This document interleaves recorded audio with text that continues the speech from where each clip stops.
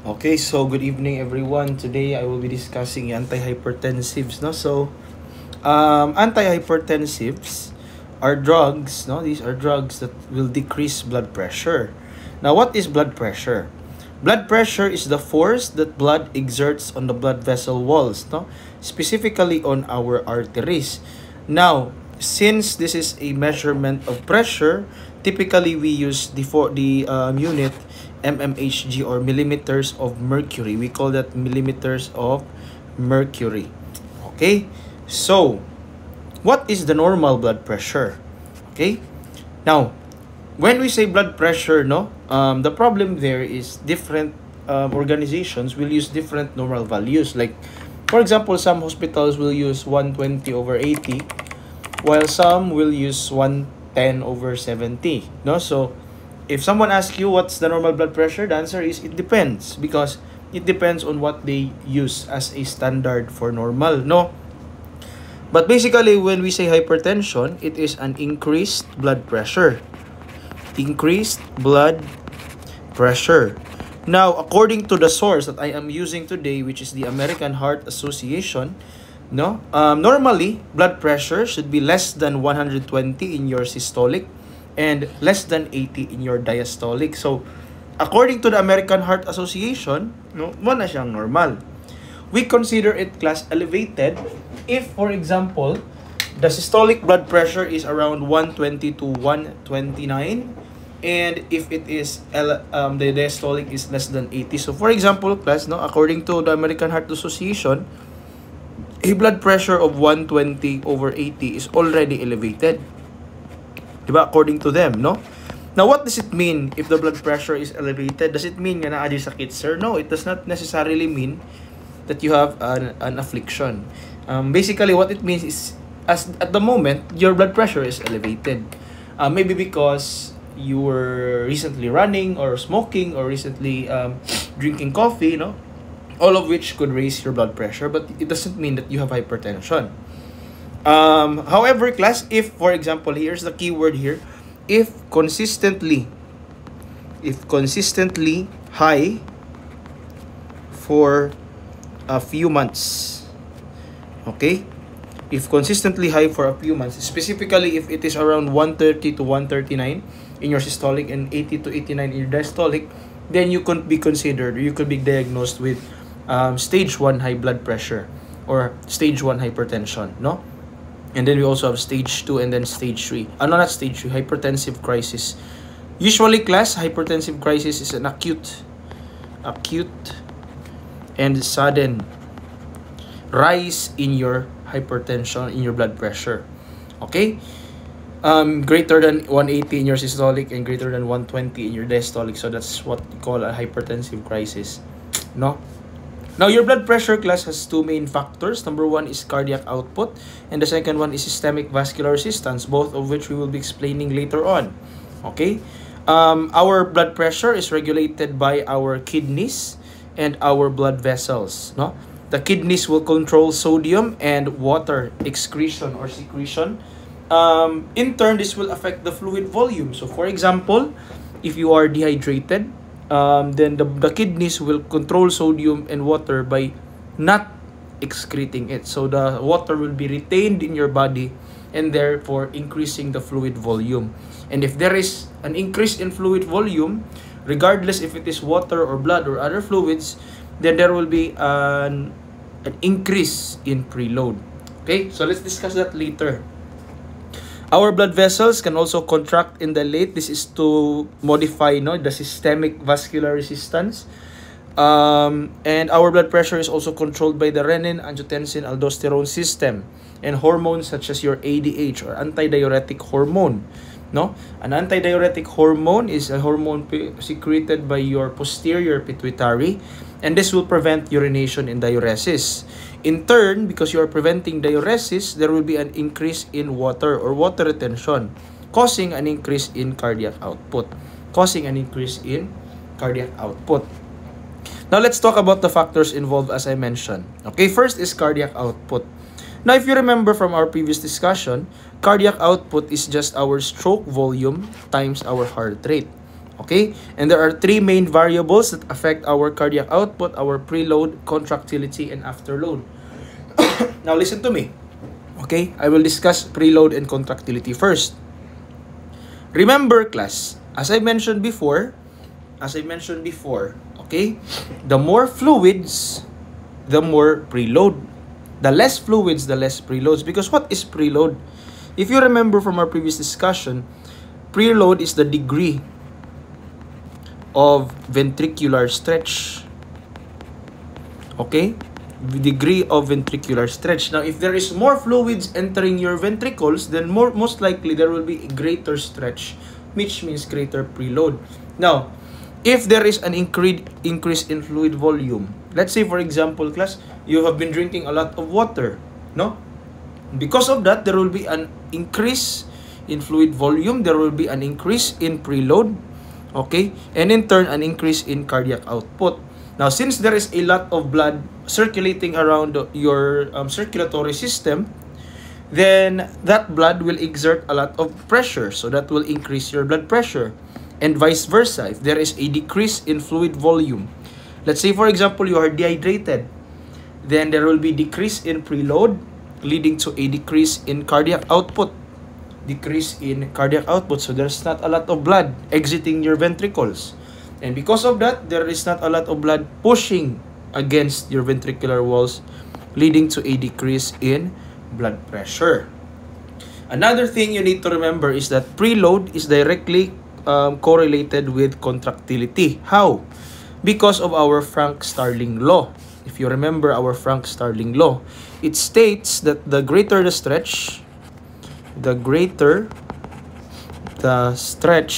or the preload, okay, the stronger the contraction, okay? The stronger the contraction, or the inotropy, no? So what happens there is, if there is an increase in fluid volume, there will be an increase in preload. And this increase in preload will cause increased contractility. In turn, since the contractility is increased, specifically the strength of contractility, then it will decrease the patient's heart rate. Okay? And vice versa. So if there is a decrease in preload, there will be a decrease in contractility. The heart will compensate by increasing the speed of contraction as opposed to, increasing the strength. So yan na siya, class. That is a very basic overview of how cardiac output influences our blood pressure. Another is our vascular resistance. Okay, vascular resistance is basically like this, class, no? If the blood vessels are dilated, listen to me, then there is a lot of space for the blood to move around the blood vessel. In turn, they cannot force, or they cannot exert a greater force, no? And because of that, the blood pressure will decrease. Okay? Because they are dilated. But if your blood vessels are constricted, very constricted, then there will not be a lot of space for the blood to move around. So they tend to push more against the blood vessel walls. And because of that, there will be an increase in blood pressure. Now, what you need to remember is this. Our antihypertensives either, okay, listen to me, our antihypertensives, we already know these drugs, their job is to decrease blood pressure. Okay, mo nang ilang action. But they can do it in two ways. Number one, they can either decrease fluid volume. Okay, they can decrease fluid volume, or the second mechanism is they can cause vasodilation. Okay, that is how they control blood pressure. As you can see, no, if you decrease fluid volume, then you will decrease BP. If you vasodilate, then you will decrease the BP. So that's the main mechanism of our antihypertensive. Okay, let's talk about our RAAS. Now, the RAAS class, okay, or the renin-angiotensin-aldosterone system, is a compensatory mechanism. Yeah. Wait a compensatory mechanism, specifically to prevent a decrease in pressure. Okay? Now, this is very important because some drugs will affect specifically your RAAS. Now, let's say, for example, gidunggab ka. You are bleeding, no? And because of this bleeding class, you are losing a lot of blood, which means a decrease in cardiac output. And if you remember, a decrease in cardiac output will result in a decrease in blood pressure. Now, that is a big problem, no? Bleeding is a big problem. A loss of cardiac output, big problem. So, what does the RAAS do? The baroreceptors in the kidneys will detect changes in pressure, specifically a decrease in pressure in the afferent arterioles, which will then trigger the activation of renin-angiotensin-aldosterone system. Okay, remember that is the trigger, a decrease in pressure. Because of that, renin is then released from the juxtaglomerular apparatus. Renin is then released by the juxtaglomerular apparatus. Now, once renin is present, it will then go to your angiotensinogen, often found in the liver, and then it will activate or it will convert that angiotensinogen into angiotensin 1. Now, the problem is angiotensin 1 is inactive. Okay? Inactive yan. So, it has little to no effect. So, what needs to happen is this. Angiotensin 1 needs to go to your lungs, okay, so that angiotensin converting enzyme or ACE can convert it into what we call angiotensin 2. Now, angiotensin 2 class is vasoactive, meaning to say it is very active, no? And it has two main effects. Number one is it will cause generalized vasoconstriction, meaning to say systemic vasoconstriction, meaning to say the entire body's blood vessels will vasoconstrict. Another is it will cause the secretion of what we call our aldosterone. Now, aldosterone class will cause vasoconstriction, and then it will retain sodium and water. Now, what I want you to keep in mind is that if you retain sodium and water, then you will increase fluid volume, which in turn increases cardiac output. Now, basically what this all does is if you retain sodium and water, if you cause vasoconstriction, all of that will contribute to an increase in blood pressure. Okay? So, gikan sa decrease class, from the decreased blood pressure, the body compensates by increasing it using our vasoconstriction and the retention of fluids. Okay? Now, that is our RAAS. It's very, very important. That's a very, very important concept to know. Now, here are our antihypertensive drug classifications. For section A3, A6, and A8. No, you already, I think, I hope you've already seen, no, the renal drugs, because I've already discussed diuretics there. But what I will discuss here is the first four. No, kini silang upat. Now, these four, to be honest with you, no, their main mechanism is to vasodilate. Okay, ang ilahang main mechanism is to vasodilate. While our diuretics is, ang ilang mechanism is to decrease fluid volume. With the exception of the thiazides, which also vasodilates. No? So let's start with our sympatholytic. Now, our sympatholytic drugs are drugs that stop the SNS response. No? So what is SNS? This is the sympathetic nervous system. Now, let me discuss first, no, the sympathetic nervous response.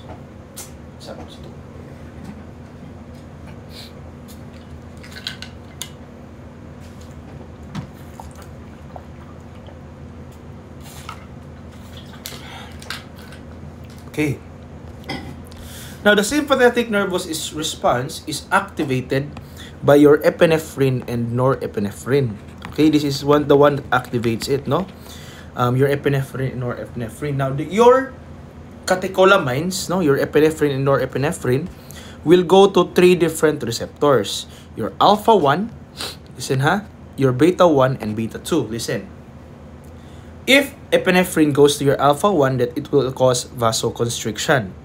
If epinephrine and norepinephrine goes to beta 1 in your heart, it will cause an increase in blood pressure, an increase in heart rate, and an increase in contractility. No? Increase in contractility. And if it goes to your beta 2, it will cause what we call bronchodilation. Okay? Now listen to me. Okay, listen to me ha.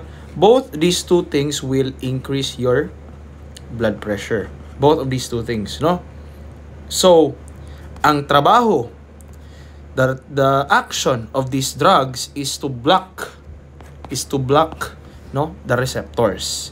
To block the receptors. Now, here we have our 4 classifications, because what I just want you to know is that when we were talking about adrenergic, we are referring to the sympathetic nervous system. So if I say, for example, beta adrenergic blockers, we are blocking the sympathetic nervous, we are blocking the beta blockers, we are blocking the beta receptors of the sympathetic nervous system. Okay, so we are blocking the beta blocker, we are blocking the beta receptors of the sympathetic nervous system.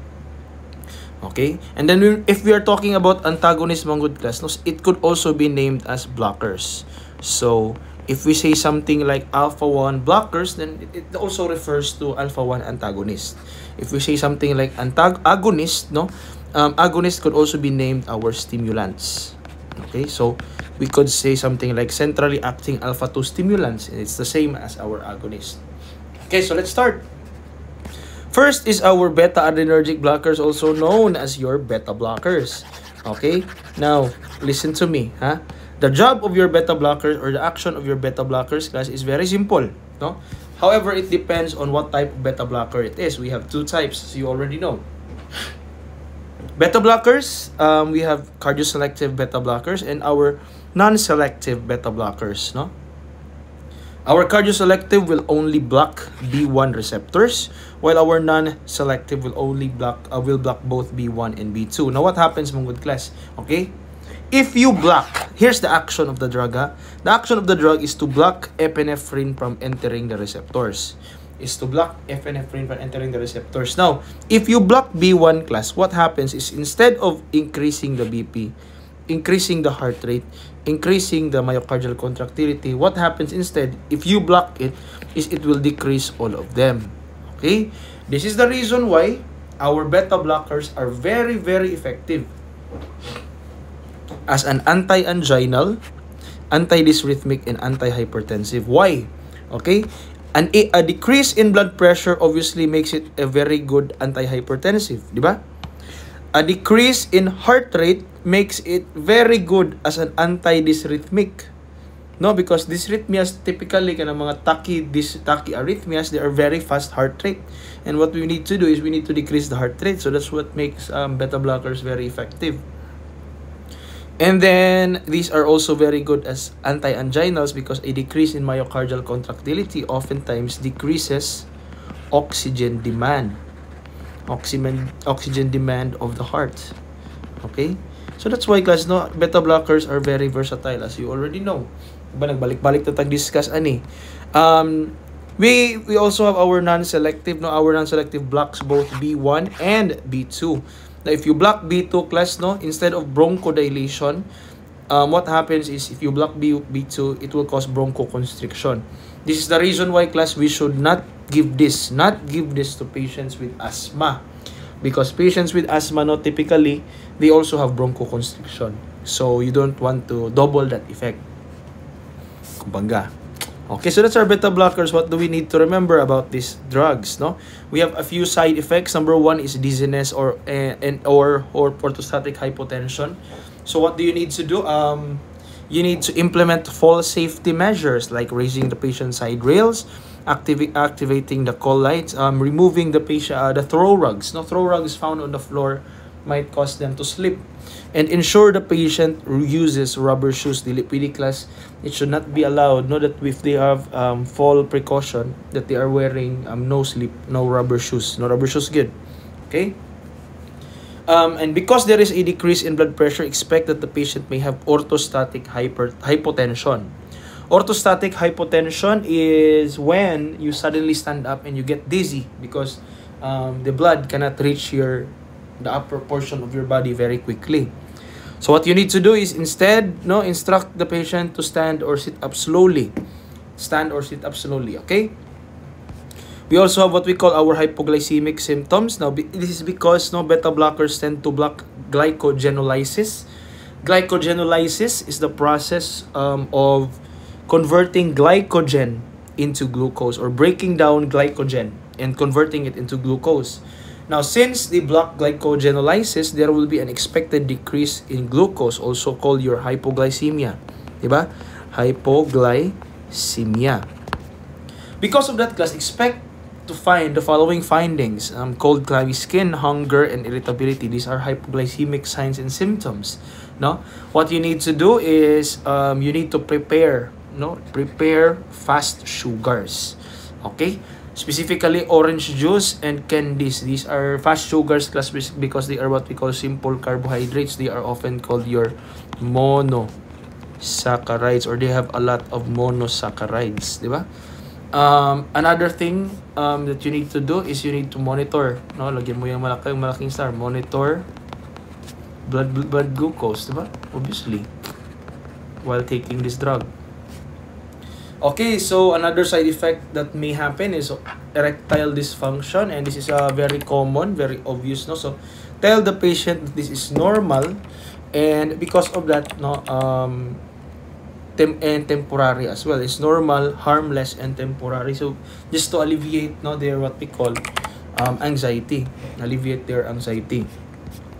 Now, what do we need to consider, class? No, and the thing I want you to remember is that in every what we call drug that is antihypertensive, every cardio drug, you always have to monitor the patient's blood pressure and heart rate. So we monitor the patient's BP before, during, and after. This is contraindicated for patients with asthma, no? Specifically, class, no, do not give non-selective beta blockers to asthma patients, because remember, our non-selective can cause bronchoconstriction. Okay, hold this drug if the heart rate of the patient is less than 60 beats per minute, because beta blockers often have a negative chronotropic effect, which will slow down the patient's heart rate, no? What else? Beta blockers can also hide the effects of low blood sugar. So as I mentioned before, educate the patient about the side effects like cold, clammy skin, hunger, irritability, and then monitor for high blood glucose, no? Beta blockers are usually administered with a diuretic, no? Specifically, the diuretic we administer with beta blockers is our thiazides. Like for example, katong ato hydrochlorothiazide, if you've ever already seen it. Thiazide diuretics are also first-line antihypertensives. There are 3. Later on, you will know which are the 3 first-line antihypertensives. Muna siya, no? Do not discontinue abruptly, because this can cause what we call rebound hypertension, wherein there is a sudden rise of hypertension if you stop it abruptly. So this must be tapered. When I say tapered, you must slowly decrease the dose. Slowly decrease the dose. Okay, what else? What else do you need to remember? No? I think that's it for beta blockers. Let's talk about our centrally acting alpha-2 agonist. Now, when we say agonist, no, they copy the effect, or they stimulate the effect of alpha-2. Now, what makes alpha-2 special? Sir, you've discussed about alpha-1 before, but not alpha-2. It works like this, class, ha? Normally, if there is too much epinephrine and norepinephrine, alpha-2 will inhibit. When you say inhibit, stop, no? Inhibit the production of epinephrine and norepinephrine. And because of that, because there is decreased epinephrine and norepinephrine, there is a decrease in SNS response. Now, if there is a decrease in SNS response, its counterpart, the PNS, will increase, or if you remember, parasympathetic nervous system, diba? Parasympathetic, no? Increased PNS response. Now, this is due to the increased vagal activity, or the vagus nerve, no, or your cranial nerve number 10. Because of that, there will be a decrease in epinephrine and norepinephrine, and decrease in renin.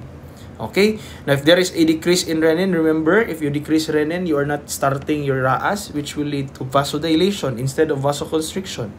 Vasodilation. Okay? And the decrease in epinephrine and norepinephrine will decrease the patient's heart rate and BP, which is very good. Diba? And in turn, overall, this will contribute to a decrease in BP. So, what our centrally acting alpha-2 agonist does, like our methyl dopa, our clonidine and guanfacine is they will activate our alpha-2. Okay, they will be activated by the drugs, diba? They will activate the alpha-2. And because of that, the alpha-2 will inhibit the production and start the process all over again. Now, I want to highlight this, ha? Vasodilation class often causes, no, if you expand the blood vessel walls become thinner. Okay, the blood vessel walls become thinner, and because of that class, no, micropores or very small holes will begin to develop, making your blood vessels increase in capillary permeability. Now, what it means, class, is it will create small holes, no, in your blood vessels, allowing fluids like water to escape, allowing fluids like specifically water, no, water and plasma to escape. Now, because water and plasma escape the blood vessel, they are now found in your interstitial space, diba? And if there is a lot of fluid in your interstitial space, if there is a lot of fluid, no, that is what we call, class, our edema. There will now be a risk for edema. If you don't know what edema is, no, it's swelling, okay, or manghupong, no. There is now a risk for swelling. So that's what happens. No, keep in mind, if there is vasodilation, there is a risk for edema. Now, what do we need to remember about these drugs? Methyl-dopa and clonidine often cause increase in sodium and water. Listen to this, ha? Increase in sodium and water retention. Okay? So there will be a lot of sodium, there will be a lot of water in the body. Now, here's what you need to do. Since there is a lot of water in the body, what you need to do is you need to watch out for peripheral edema or swelling of the arms and legs. As I mentioned before, what you need to do to manage this is you just need to promote venous return, no? Promote venous return. Venous return by raising patient's legs and arms, as long as it's not contraindicated. Okay? And this should be given along with a diuretic. The purpose of the diuretic is to prevent edema. To prevent the edema, specifically kini peripheral, no? Another thing is, since there is an increase in sodium, normally sodium is around 135 to 145 milligrams per deciliter. And since there is an increase in sodium, remember that sodium and potassium are inversely proportionate. Meaning to say, if the sodium is decreased, then the potassium is increased. And vice versa. If the potassium is increased, then the sodium is if the sodium is increased, then the potassium is decreased. Opposites na silang duha. They are opposites, no? So, since there is an increase in sodium, there will be a decrease in potassium. Ayan, no? So, what you need to do is do not stop abruptly, because this can cause rebound hypertension again. So, this must be tapered. This is contraindicated in pregnant patients because this can pass the placental barrier, and this will cause what we call fetal hypotension. Okay, this will cause what we call fetal hypotension because the drugs will go to the fetus, no?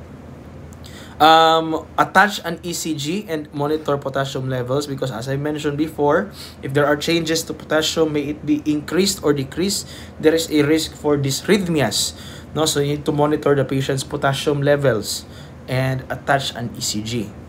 Okay, next is our alpha-1 antagonist. Okay, alpha-1 antagonist. We have three, our doxazosin, prazosin, and terazosin, no?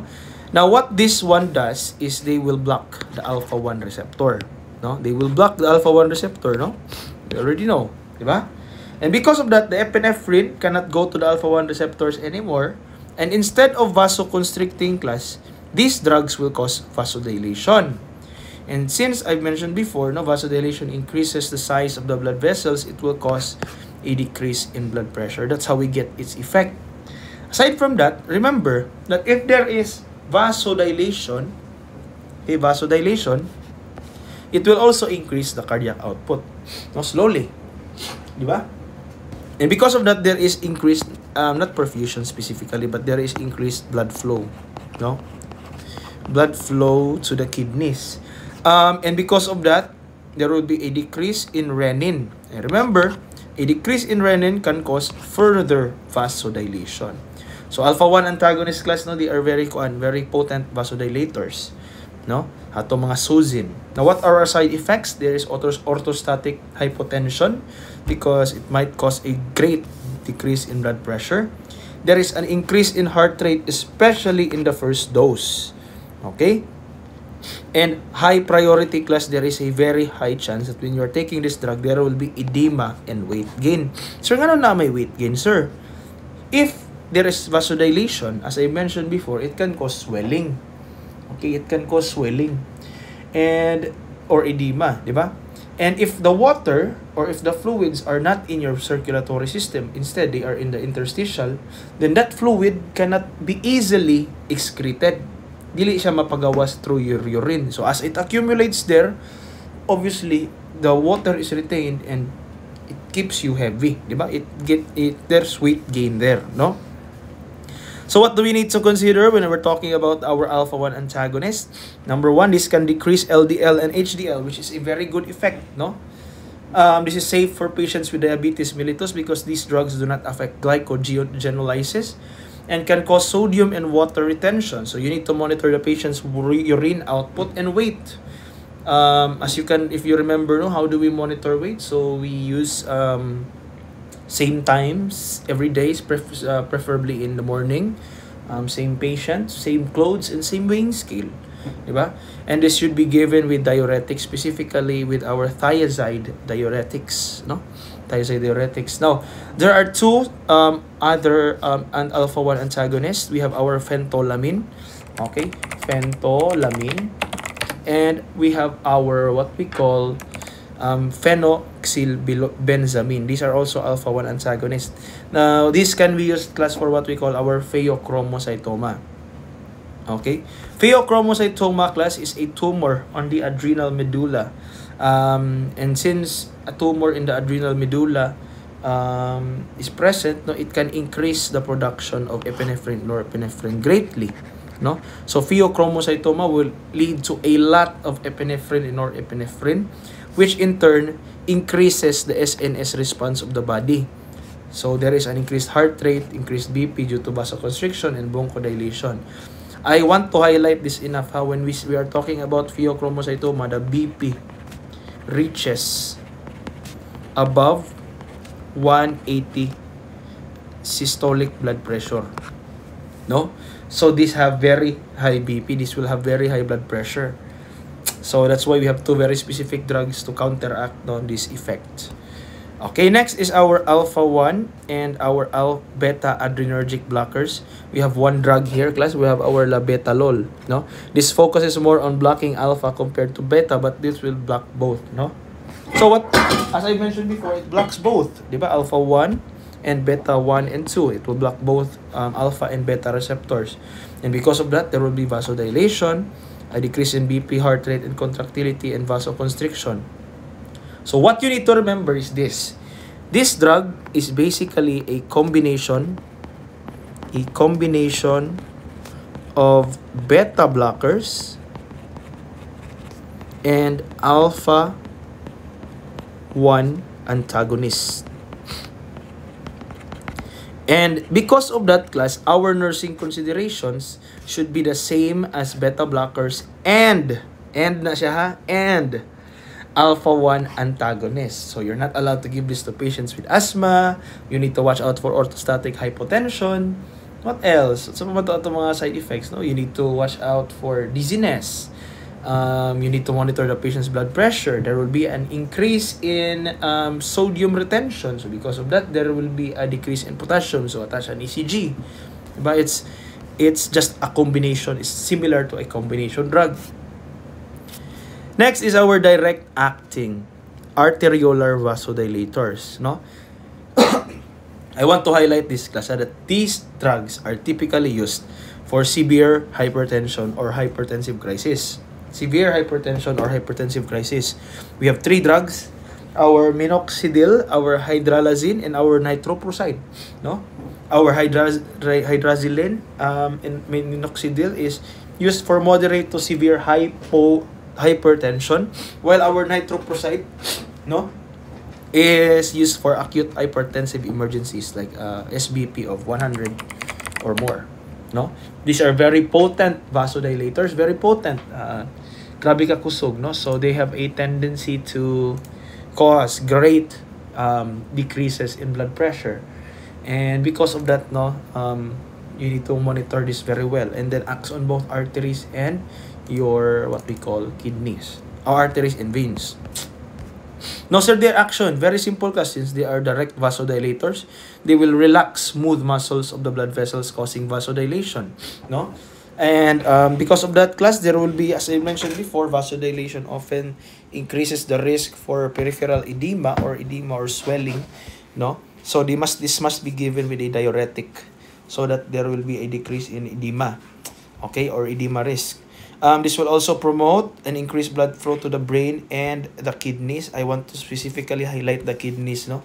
If there is an increased blood flow to the kidneys, remember, there will be a decrease in renin, which causes further vasodilation. Balik-balik rata, class, diba? We are repeating the same concepts over and over again.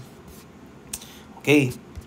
Sige, what do we need to consider? We need to monitor the patient's blood pressure and heart rate closely. When I say closely, what I mean is every 15 to 30 minutes. 15 to 30 minutes. Grabe, no? The reason why is, as I mentioned, these are very potent, very strong vasodilators, and as such, no, they must be recognized as such. Especially the blood pressure, as this can cause reflex tachycardia. Advise the patient to avoid alcohol and other CNS depressants because dizziness, usually accompanied, as is common, that side effect, no? Plus alcohol or CNS depressants can lead to respiratory depression. Nitroprusside will degrade when exposed to UV light, similar to our nitroglycerin. Diba? Our nitroglycerin is also a vasodilator. Diba? But it's not like this, no? This is not, our nitroglycerin is for angina dito siya. Nitroprusside, no, will degrade similar to nitroglycerin when exposed to light. So what we need to do is we need to put it in an opaque container away from light and direct heat. And minoxidil can cause hirsutism. When we say hirsutism, class, is excessive hair growth. No, it's very common in women.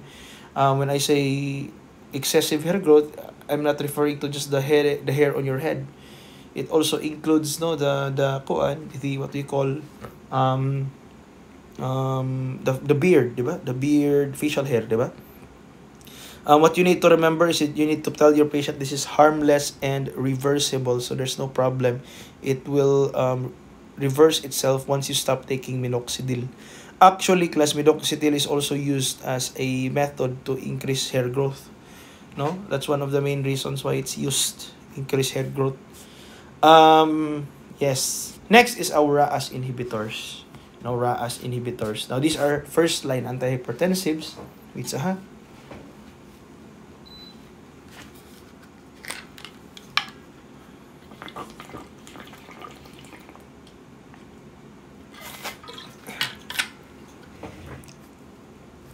These are first-line antihypertensives. And we have two types, our ACE inhibitor or our angiotensin converting enzyme inhibitor, and our angiotensin 2 receptor blocker, also known as your ARBs, okay? Now, our ACE inhibitors, class, there's a few drugs here. Usually, these are the drugs that end in the suffix pril, no? So, captopril, enalapril, fosinopril, lisinopril, and then benenzipril. Okay, those are our ACE inhibitors. My memorization technique, class, is I usually use ACE-pril, no?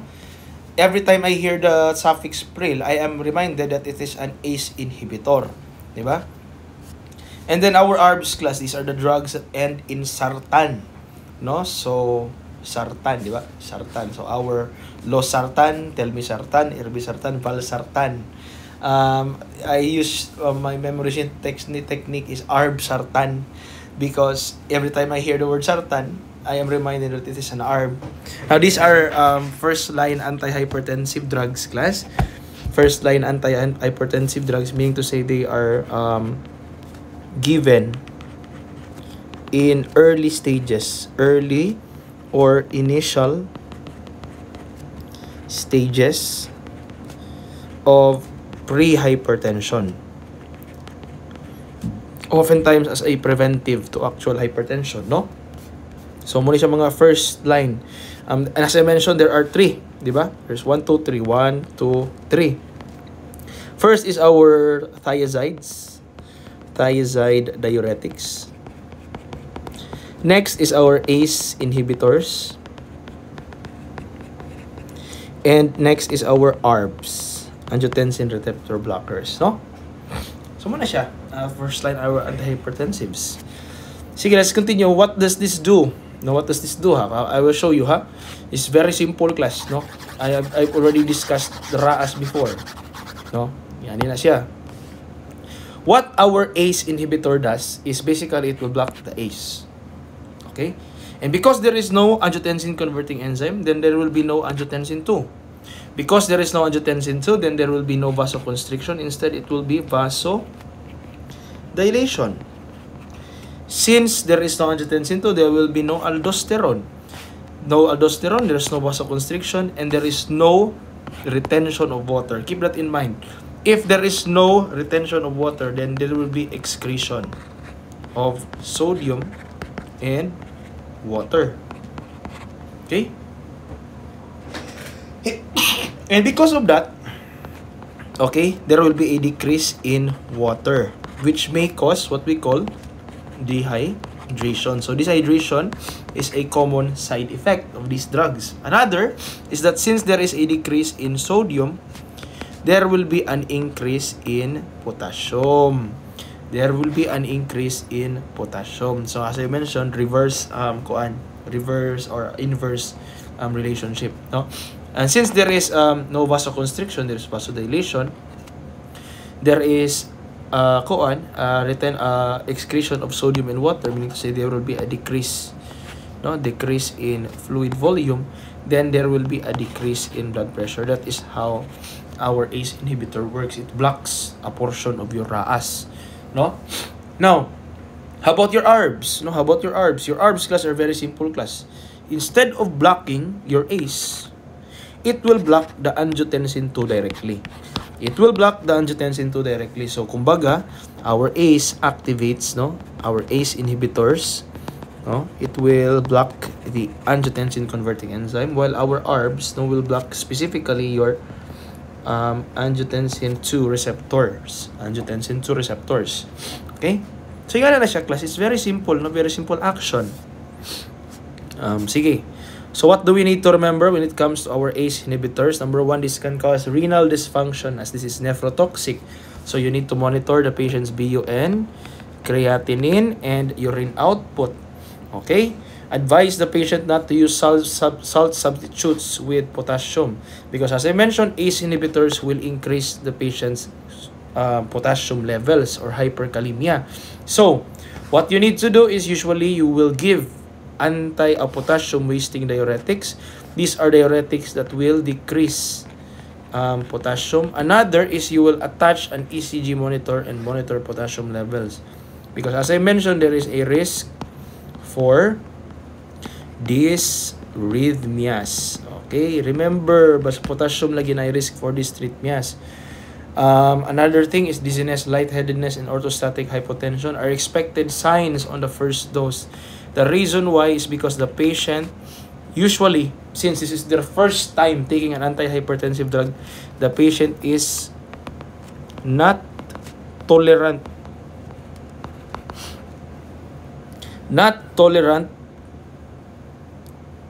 to sudden changes. Wala. What's that?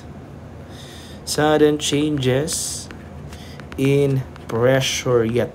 Dili pa sila ka-tolerate, no? So that's why there is a sudden decrease. And that's what causes dizziness, lightheadedness, and orthostatic hypotension, no? What else? No, this is contraindicated in pregnant mothers and renal disease patients because ACE inhibitors decrease placental blood flow, and we don't want that class because this can cause fetal demise. Mamatay imong pasyente, imong fetus, no? Because if there is a decrease in blood flow to the placenta, there will be decreased oxygen going to the fetus, causing fetal demise, mamatay. Now listen to me, ha. In our ACE inhibitors, kaya lagyan mo yan ng pinakamalaking star na alam mo, class, okay? Okay? Lagyan mo yan ng pinakamalaking star, the biggest star you can put. The most common side effect in ACE inhibitors is a constant cough. Magsige rag ubo, no? This is what we call our ACE cough. Usually this is characterized as dry, persistent, and heavy cough, no? Usually, class, this is relieved when the drug is stopped, no? So, mawala ra po ni siya, class, if imo undangon ang drug, okay? And then, as I mentioned before, since these drugs will increase potassium levels, then you need to monitor potassium levels. Normally, it is 3.5 to 5.2 milligrams per deciliter. But if it goes greater than that, then it might be because of the ACE inhibitor. So, attach an ECG because potassium increases can cause dysrhythmias. And then restrict. When we say restrict, do not give or stop or slowly give, no? Potassium-rich foods. So, do not let them eat banana. Do not let them eat avocado because it will increase, no, the potassium even more. So, what are our nursing considerations for ARBs this time? Now, basically, class, listen to me, ha. Basically, ARBs and ACE nursing considerations are the same. No? So, same as ACE inhibitors. What's the difference lang, class? The difference is this, okay? Unlike ACE, ARBs do not cause a constant cough. Lagyan mo yan ng malaking star, ha? The ACE inhibitors will cause cough while the ARBs are do not, no? While the ARBs do not, diba? So, this is basically the same, no? The reason why manggod kasi is ACE inhibitors, usually they have involvement in the lungs because the ACE is found in your lungs. Diba? There's involvement in your lungs. Ayan. Sige, let's continue.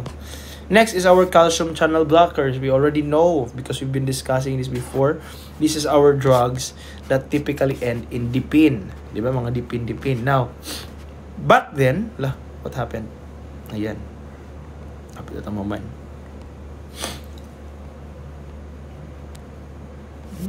What the fuck? Okay. Now, the way I discussed this before is this. Okay? Here's the difference. What I mentioned, ako sa i-delete na so that you will understand even more. No? The way I discussed this before is this. No? Normally, listen to me, ha? Listen to me. Calcium, there's a lot of calcium in the blood. And this calcium will enter your cardiac myocytes. Remember, if it enters the cardiac myocytes, it will cause a reversal of polarity.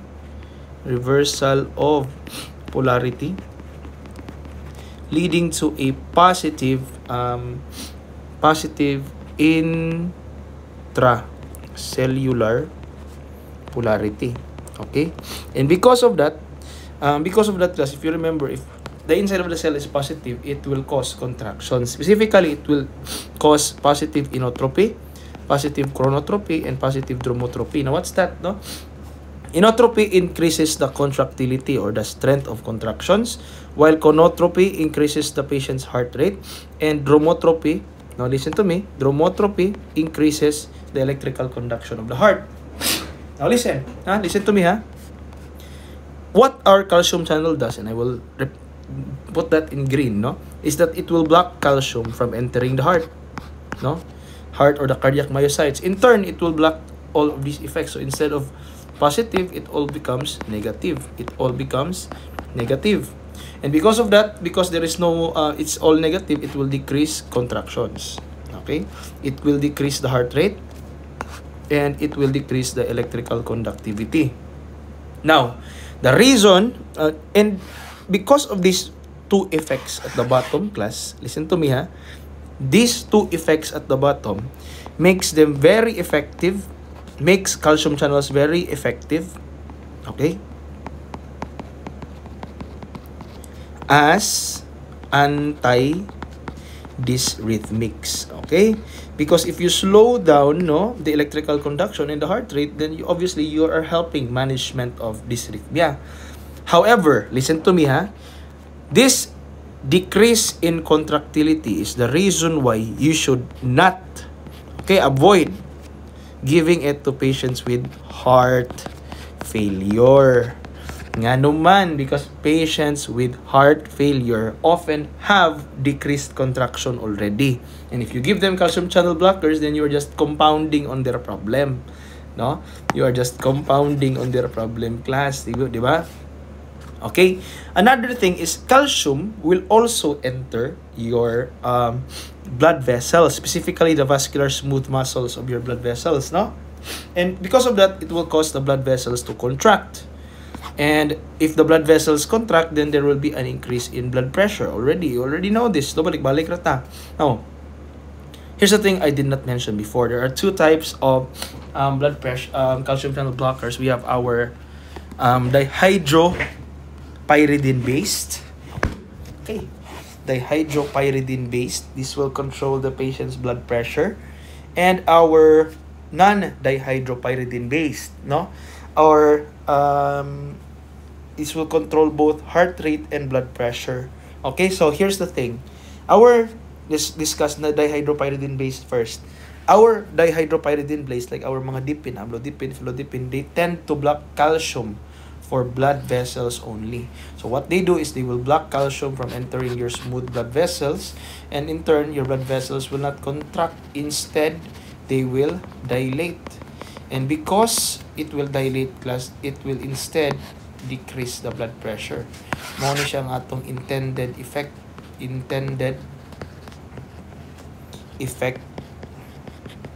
of calcium channel blockers, which is to decrease the blood pressure. Okay? So, that is the reason why dihydropyridine based also only control BP. It's because they only block for our blood vessels. While our non-dihydropyridine based controls both BP and heart rate because they block calcium for the heart and blood vessels. No? So if you block the cardiac myocytes, you block the blood vessels, no, obviously that leads to all of these effects. So you will decrease the heart rate while also decreasing the blood pressure. Okay?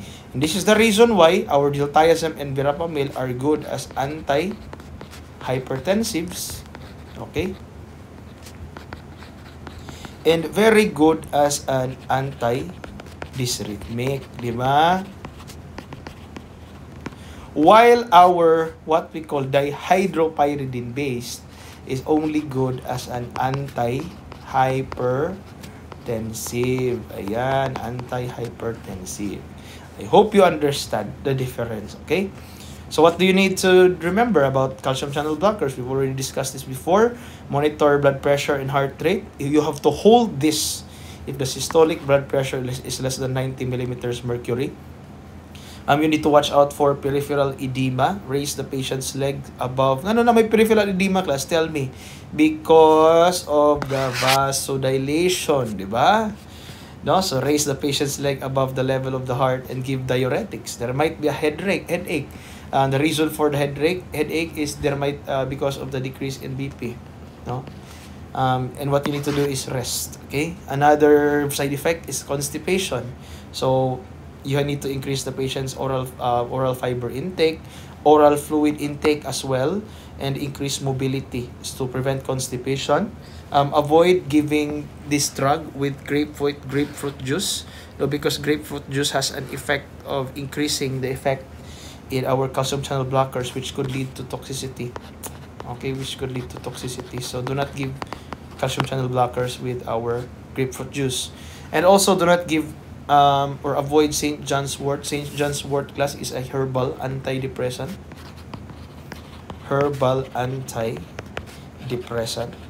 And because of that, class, no, do not give this because it will decrease the effect of calcium channel blockers. It decrease the effect.